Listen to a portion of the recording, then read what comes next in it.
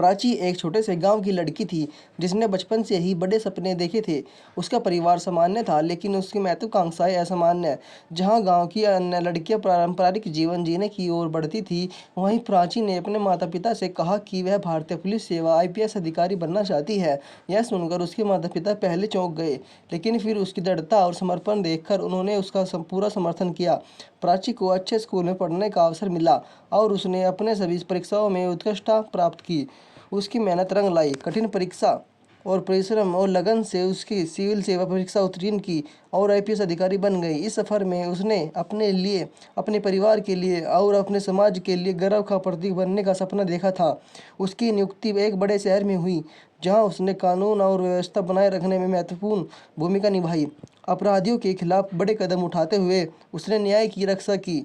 उसकी बहादुरी की कहानियाँ दूर दूर तक फैली, लेकिन उसके दिल के एक कोने में हमेशा एक शांति की तलाश थी, जो उसे उसकी नौकरी में नहीं मिल रही थी। उसकी आत्मा कुछ और खोज रही थी, कुछ जो उससे परे था, जो इस भौतिक संसार से परे था। उसने महसूस किया कि वह बाहरी दुनिया में बहुत कुछ हासिल कर रही है, लेकिन आंतरिक दुनिया में वह खालीपन महसूस कर रही है।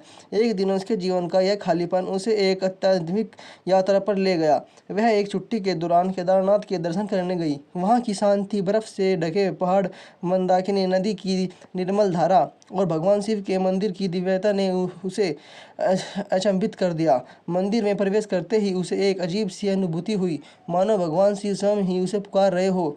वह कई घंटों तक ध्यान मगन रही और जब वह उठी तो उसका पूरा मन पूरी तरह से बदल चुका था। उसे अब अपने जीवन का असली उद्देश्य समझ में आ गया था। प्राची को इस दिव्य अनुभव ने अंदर से बदल दिया। वह अब अपनी नौकरी के प्रति उत्साह नहीं महसूस कर रही थी। यह बार बार केदारनाथ जाने लगी और हर बार जब वह भगवान शिव के दर्शन करती तो उसे लगता कि भगवान उससे कुछ कहना चाहते हैं।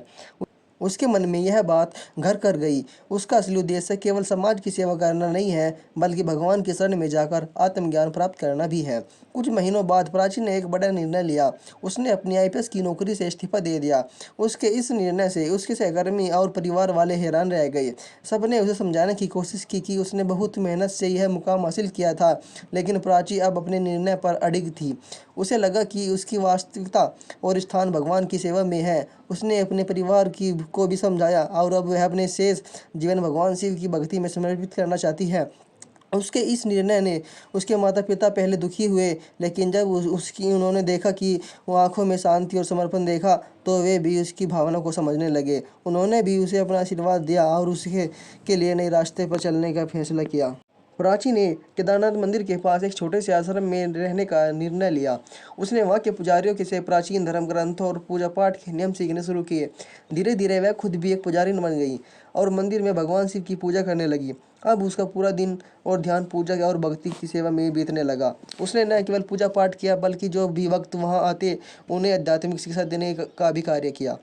उसकी सादगी और भक्ति ने लोगों का आकर्षित किया और उसके चारों ओर एक श्रद्धालु का समूह बन गया। लोग दूर दूर से उसके दर्शन कर के लिए आने लगे। उसका जीवन अब पूरी तरह से भगवान शिव को समर्पित था। प्राची ने केवल भगवान की सेवा ही नहीं की, बल्कि वह समाज के लिए भी बहुत कुछ करने लगी। केदारनाथ आने वाले श्रद्धालु के लिए उसने लंगर और आवास की व्यवस्था शुरू की।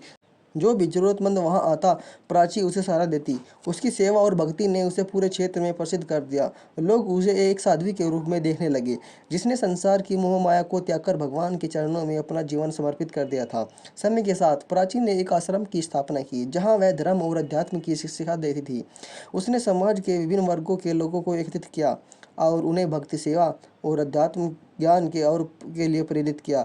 उसकी शिक्षा सरल थी, भगवान की भक्ति में ही जीवन का असली उद्देश्य है। प्राची की कहानी हमें यह सिखाती है कि जीवन में असली सफलता केवल भौतिक उपलब्धियों में नहीं है, बल्कि आध्यात्मिक उन्नति में भी है। उसने अपने जीवन के सारे भौतिक सुखों और उपलब्धियों को त्याग कर भगवान की भक्ति और समाज की सेवा को अपनाया। उसका यह समर्पण और तपस्या उसे सच्ची शांति और आनंद की ओर ले गया। वह अब एक जीवंत उदाहरण थी। वह एक जब कि व्यक्ति अपने अहंकार, इच्छा और भौतिक बंधनों को त्याग देता है, तो वह असली स्वतंत्रता और आनंद प्राप्त कर सकता है। प्राची की भक्ति और सेवा ने उसे भगवान के चरणों में शरण दी और वह आज भी केदारनाथ में भगवान शिव की सेवा करती रहती है। यह कहानी न केवल एक प्रेरणादायक यात्रा है, बल्कि यह भी हमें यह सिखाती है कि कभी कभी जीवन में हमें अपने रास्ते बदलने पड़ते हैं ताकि हम आत्मिक उन्नति की ओर बढ़ सके। प्राची ने समाज के सपनों में न उठकर अपने दिल की सुनी और भगवान के चरणों में समर्पित हो गई। अगर आपको दोस्तों यह वीडियो अच्छी लगी हो तो प्लीज़ ये वीडियो को लाइक कर दीजिए। धन्यवाद।